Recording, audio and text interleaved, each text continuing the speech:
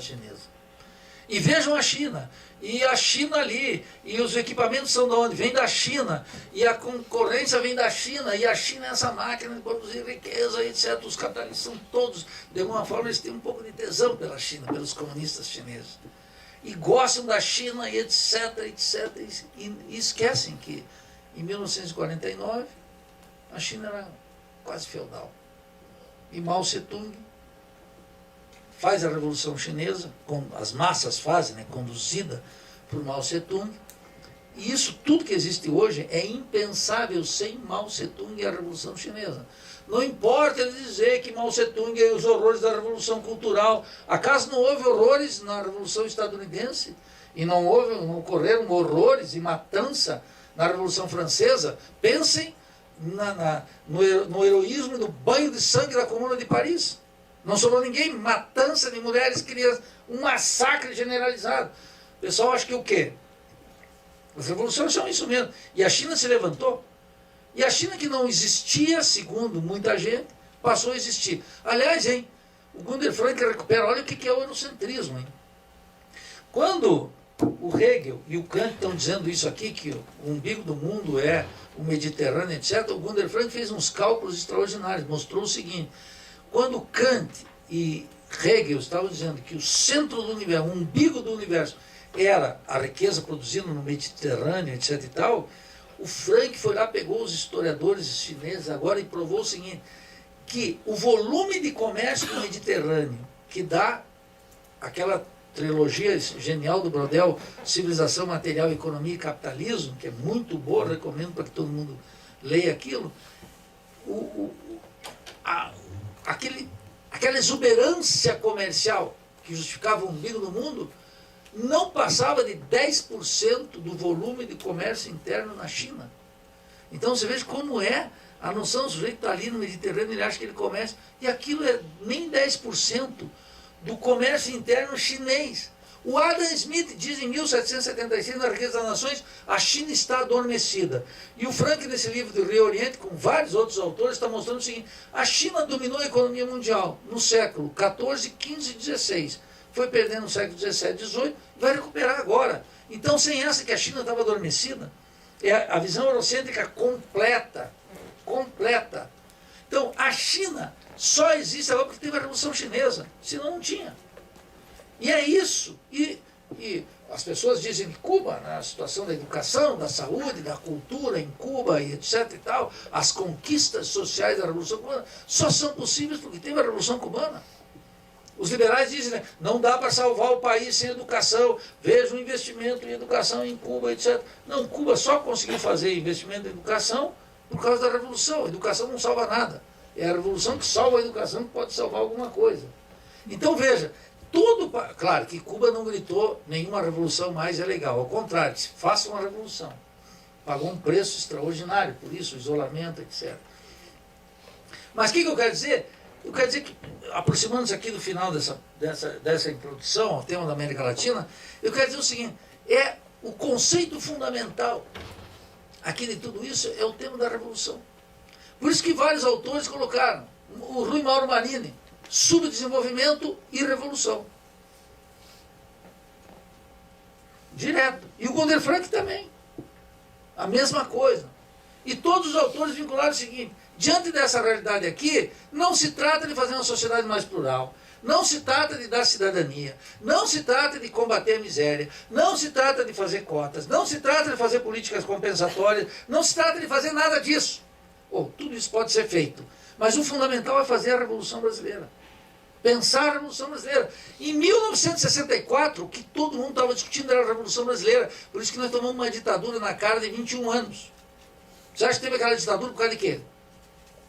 Teve uma ditadura de 21 anos porque, como todo mundo diz, o Brasil estava ficando inteligente, as massas se envolvendo, uma discussão social, e tinha um governo, que ao contrário desses governinhos que estão todos por aí, de Lula, Dilma, Ferraz, todos esses governinhos aí, o governo de João Goulart, do Nacional Reformismo de João Goulart, estava discutindo as reformas de base. E quais eram as reformas? Agrária. Primeira delas, tocar na propriedade da terra. Peguem os dados da expansão do latifúndio durante os 2 mandatos da presidente Dilma. É inédito o aumento dos hectares de agricultura incorporado ao latifúndio. Gigantesco. Gigantesco. O latifúndio foi fortalecido.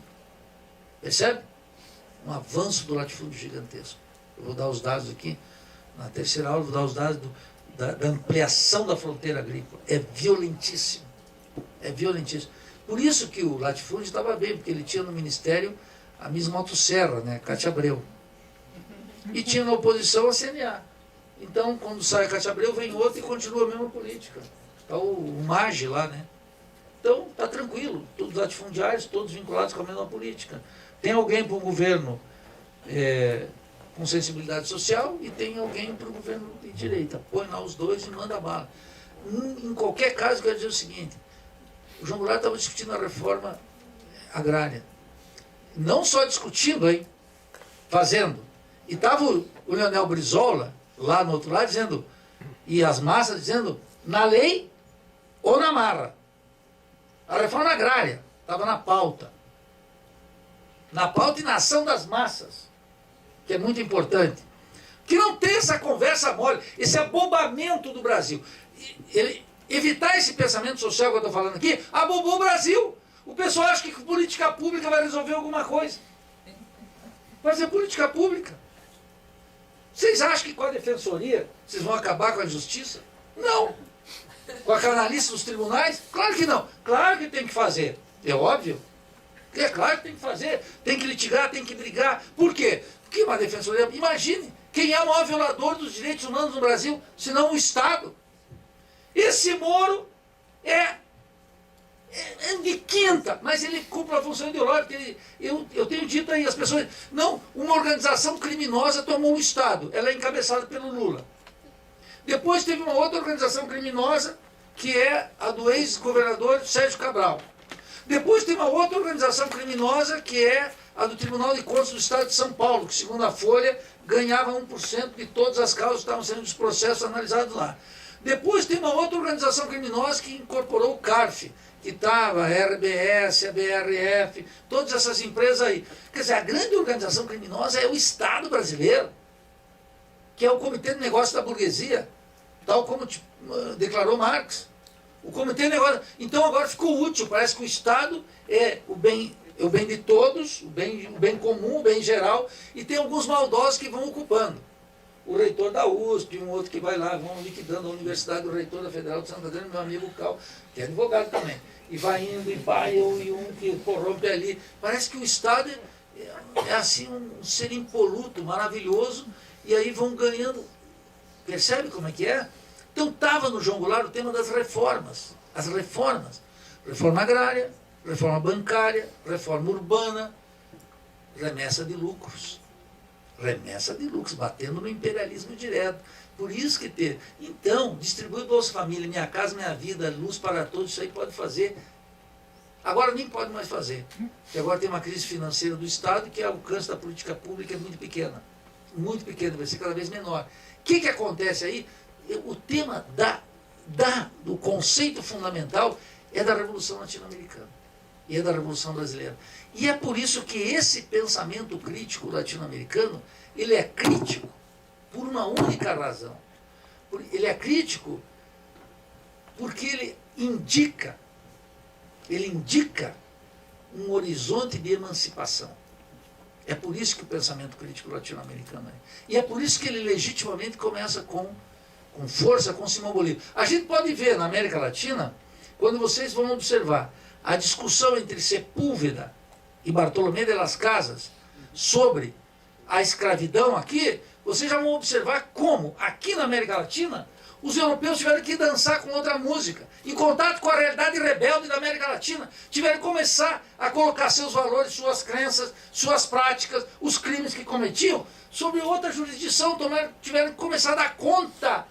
A teoria tinha que atender, a ideologia tinha que atender e validar uma realidade social. De tal maneira que já começou lá em 1539, 1535, 36, 37, 38, 39, a disputa entre Sepúlveda e Bartolomé de las Casas. O bispo, que dá nome lá, a igreja o estado de Chiapas, né? A capital, em nome desse vírus. Quer dizer, o europeu aqui ele já entrou teve que tratar da realidade. Então o pensamento crítico é aquele que está em contato direto com a realidade, que vai se nutrir dele, que vai pegar suas contradições, que vai ter que resolver aquele conflito lá. Vai ter que resolver o conflito fundamental da sociedade brasileira. Por isso vocês têm que renunciar ao academicismo, essa formação livresca. Eu digo para meus estudantes, por isso que a educação tem que ser essencialmente política. Tem que ser não. Essa ideologia de escola sem partido aí é para negar o caráter político da educação, essencialmente político da educação. Um sujeito pode fazer um projeto de pesquisa vital se ele começar pelo problema, pelo conflito. O que ordena a sociedade latino-americana se não o conflito? E o conflito tem que ser legitimado na sociedade latino-americana. O conflito tem que ser legitimado. A consciência conservadora, liberais, de esquerda, trata de negar o conflito. Quando aparece um conflito, já vem o negócio da conciliação, vamos resolver de outro jeito. Não, um conflito que se instaure. Porque numa ordem social completamente desigual, com o Estado violência, com acentuado caráter de classe, com uma hegemonia imperialista e o domínio imperialista que atua aqui de mil formas, o conflito é a norma. E o conflito, portanto, tem que ter legitimidade total. E aquele que estuda, que tem um projeto de pesquisa, tem que começar pelo conflito grande. Não pelo conflito do bar. Pode, se não tiver coragem, pode até começar pelo conflito do bar. Mas tem que começar pelo conflito. Ele chega, aí o que ele tem que fazer? Estudar, trabalhar teoricamente, etc. É o estudo sistemático. Evitar o eurocentrismo, pegar os autores e Ele chega a resultados mais fáceis do que aquele sujeito que quer chegar pela cultura livresca aos problemas. É o contrário. Do problema para a ilustração. Você vai para a teoria, vai discutir tudo isso. Não é aqui no livresco, vamos estudando aqui, eu vou, enquanto o outro está militando e lá. Isso é uma bobagem. É um erro, é um caminho horroroso. Então, claro, tem muito da praxis política aqui, eu quero falar isso mais adiante, que tem um certo desprezo pela teoria no Brasil. Um gigantesco desprezo. Entendeu? A direita não precisa disso, porque ela já tem todos os esquemas para fazer. Mas nos setores críticos, é preciso teoria. E é por isso que tem que tirar esse academicismo no meio. Para pegar a teoria, não estou falando de academicismo, estou falando de academia. Estou falando buscar as grandes teorias, as mais ousadas, as mais críticas, os melhores autores, aqueles que teorizaram sobre a nossa realidade rebelde. E que pode ler, claro, outros caras aí, etc. tal, em confronto com eles. Porque essa outra cultura chamada universal, essa aparece de qualquer jeito. Buscando ou não buscando, tu vai se encontrar com ela. O pensamento crítico latino-americano, tu não encontra. Esse começa lá, desde Bartolomé de las Casas, com Sepúlveda, etc., até chegar numa figura como Simão Bolívar. Extraordinária figura, que formada a Europa disse, não tem que nos emancipar aqui. E fazer uma república onde caímos todos. Uma república que tem que ser nossa. Latino-americana, feita a nossa imagem e semelhança. Como vocês vão pegar autores como José Martí, um extraordinário cubano que escreveu, feito um louco, mais de 20 tomos, escreveu sobre tudo. Escreveu sobre economia, escreveu sobre cultura, escreveu sobre pedagogia, escreveu sobre literatura, escreveu sobre a nossa sociedade. Pensador genuíno, como Antônio Maceu e um conjunto de outros autores que pensavam sobre a realidade brasileira, mas orientada por algo fundamental, que é a revolução, a transformação radical da nossa sociedade. Não se trata de fazer aqui também, tem um problema, hein? Uma exegese do marxismo. Eu estou vendo muito isso por aí. Então, aqueles que estão com o Lukács, por exemplo, que é outra moda aí, e boa moda, diga-se de passagem, e a ontologia e tudo mais, e agora qualquer coisa é ontologia, e tu vai num bar e o cara diz, a ontologia, professor, e a ontologia, e vem a ontologia daqui, vai a ontologia dali, ele aprende a palavra, ele tem que, ele vai para o boteco, ele vai para se exibir. Então, esse negócio de, tá certo isso aí, mas pensem, a vida dramática de Lukács, a trajetória militante de Lukács, e não peguem de maneira bobada, sigam o exemplo, observem o exemplo daquele comuna, e atuem em consequência. Não é pegar Lukács para fazer uma ontologia do ser social aqui na universidade, sem conexão nenhuma com a realidade. O sujeito se protege da praxis política, luzindo as teses de Lukács. E não vai para militância não, aí tem que ir. Não é para fazer discutir o Tom Mundo Capital. Você leu o Tom Mundo Capital e você passou por um sindicato? Não. Entendeu? Tem que ter esse caráter militante. Então, quer dizer assim, o último conceito é o conceito de revolução social. E aí nós temos que pensar. E na América Latina, a revolução está casada com todas as rebeliões, com todas as revoltas, a guerra de independência, tudo isso que criou essa particular modalidade de desenvolvimento capitalista, que é uma heterogeneidade estrutural, que está na obra de Agustín Cueva, esse extraordinário sociólogo equatoriano, fazia muita sociologia, fez toda a primeira parte da sua vida sociologia da literatura, depois fez esse livro luminoso que é o Desenvolvimento Capitalista na América Latina. Ficou um ano aqui na USP, inclusive, hein? Uma extraordinária figura que criou essa heterogeneidade estrutural, que é uma particularidade nossa latino-americana. Então, o que eu queria dizer para vocês nessa questão é que o tema da revolução é o tema também de Mariátegui, né? É o tema da segunda emancipação, que Mariátegui chamou a segunda emancipação. E é o tema, finalmente, do grande Alberto Guerreiro Ramos, que a gente republicou o livro dele agora, que é o Mito e Verdade da Revolução Brasileira, que eu até trouxe alguns exemplares aí. Nesse livro, Guerreiro Ramos faz aquilo que nós devemos fazer hoje, que é a crítica revolucionária da Revolução Brasileira. Então, os estudos latino-americanos, os autores latino-americanos na temática, está dirigida toda ela. O pensamento crítico latino-americano, ele é crítico porque ele estava voltado para pensar, não uma alternativa, para pensar a Revolução Brasileira. Para pensar a Revolução Brasileira. Não é para pensar uma alternativa política, fazer política social para o futuro governo, e não sei o quê, e alguns já pensando em 2018, e não estou falando disso aí. Estou falando de uma coisa mais séria, que é a Revolução Brasileira. Teorizar sobre a Revolução Brasileira. E agora eu digo, é possível, porque agora o sistema está nu. Falta um capítulo ainda. Falta um capítulo. Vou dizer qual é. Conhecia Fernando Henrique Cardoso, responsável pelo exílio aqui de Rui Mauro Marini, de Teotônio dos Santos, de Vânia Bambirra, de todos esses pensadores extraordinários, cuja máquina de propaganda contra esses autores foi o SEBRAP, financiado com os dólares da Fundação Ford, e que abrigou muita gente lá, abrigou Chico de Oliveira, entendeu? Abrigou muita gente lá. O filósofo, como é que chama? Gianotti. O Gianotti, que incrível, hein?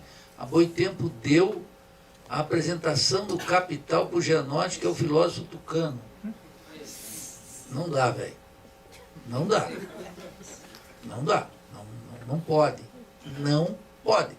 Está cheio de marxismo e de marxista no Brasil. Então, quer dizer, mas para ver como as relações são gelatinosas aqui, entendeu? Assim, daqui para lá ninguém vai. Não tem mais conversa.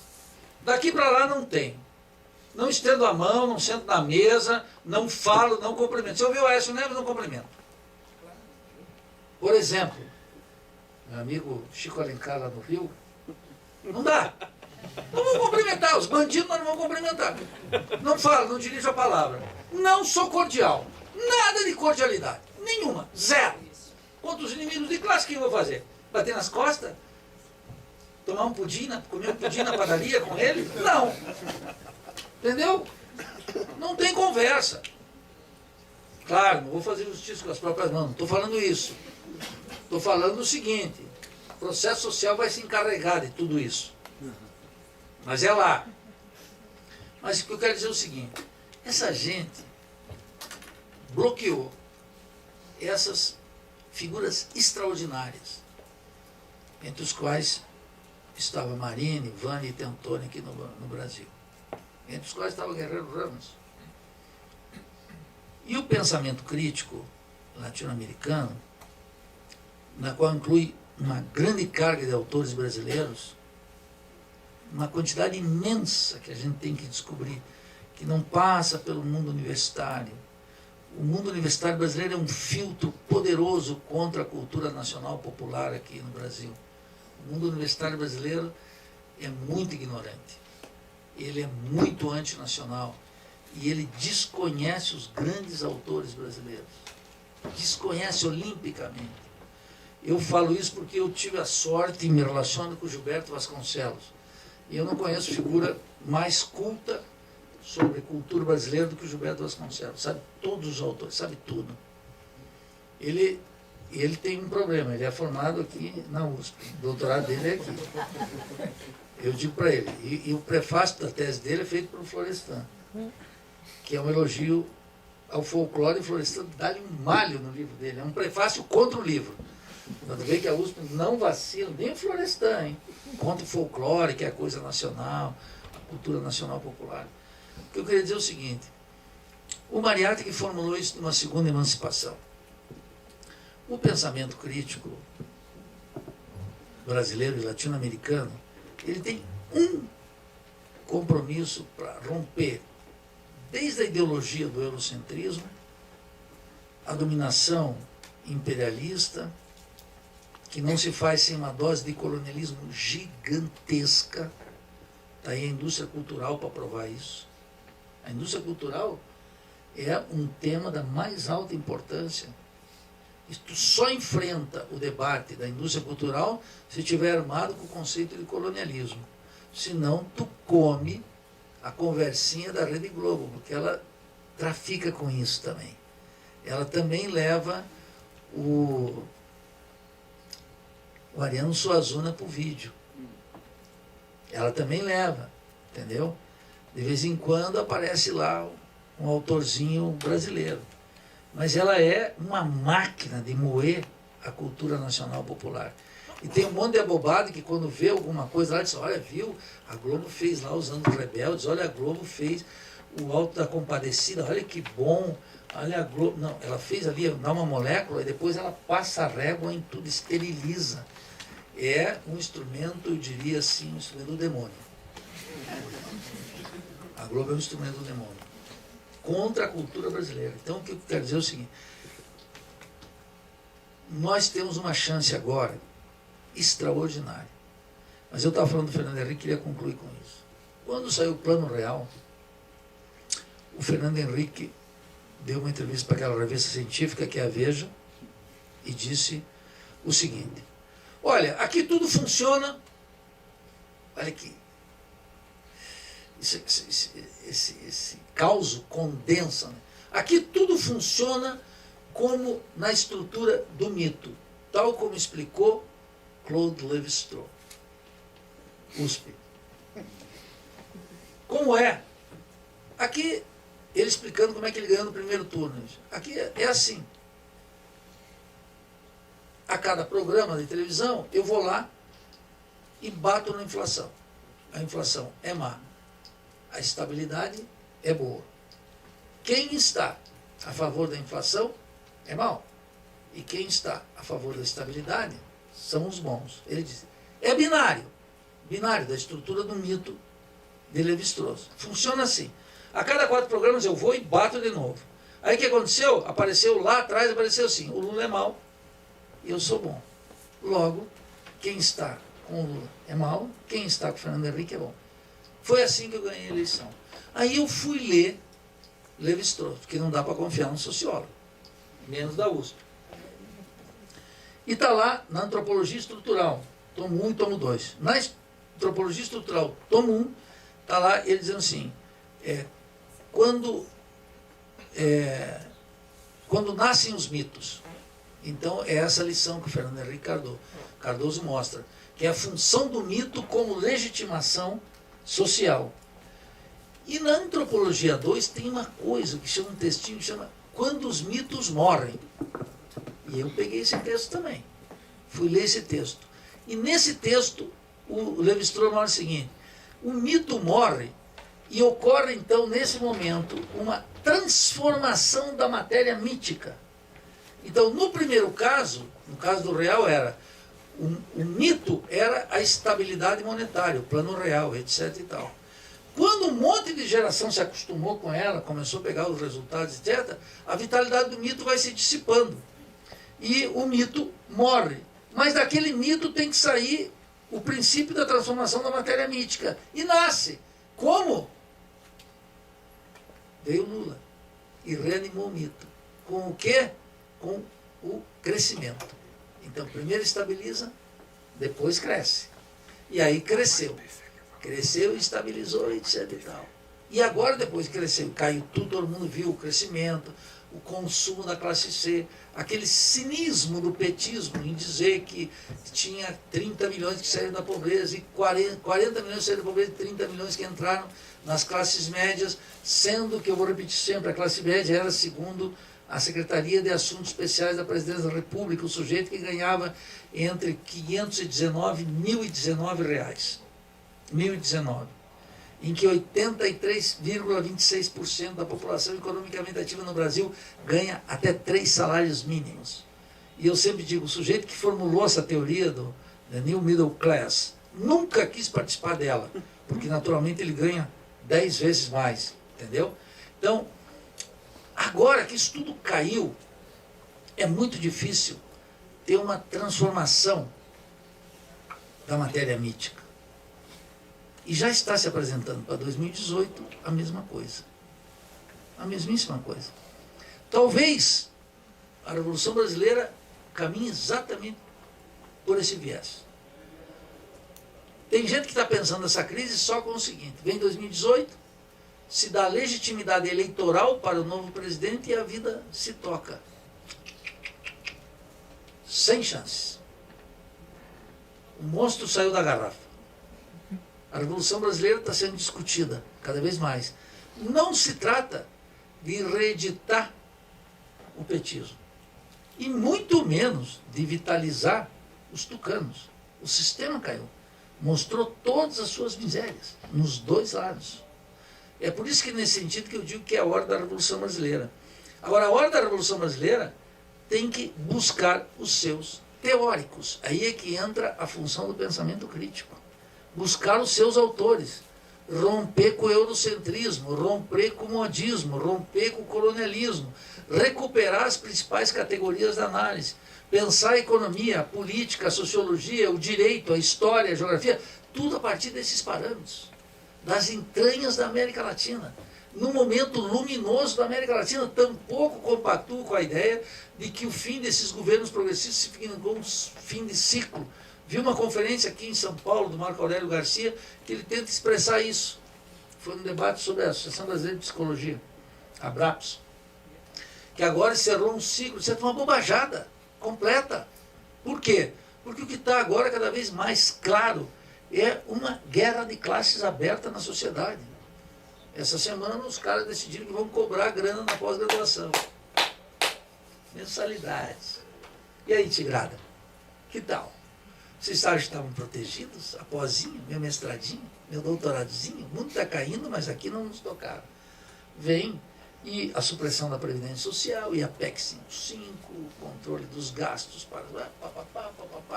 e o fim da CLT, e o rei nos tribunais mandando bala contra os trabalhadores e tal. Agora a guerra é aberta. Que fim de ciclo é esse? Agora é hora de dar um salto teórico e um salto político. E essa é a hora da Revolução Brasileira. Não é outra. E não se faz em condições excepcionais, melhores, boas. As revoluções acontecem assim, nessas circunstâncias duras de ver. Às vezes é contra a nossa vontade, a minha preferência, a tua. Eu gostaria que fosse melhor. Sinto muito, meu caro. Agora chegou a hora o pensamento crítico é útil agora exatamente para revelar isso. E essa é uma hora contra o academicismo, porque o pensamento crítico é anti-acadêmico. Ele tem uma vocação intelectual muito forte e ele é anti-acadêmico. E ele é anti-acadêmico porque ele é crítico, ele está comprometido com o processo de emancipação social, com a Revolução Brasileira. É isso que eu fiz nessa aula, nessa exposição inicial, e é o que eu pretendo fazer até sexta-feira. Muito obrigado.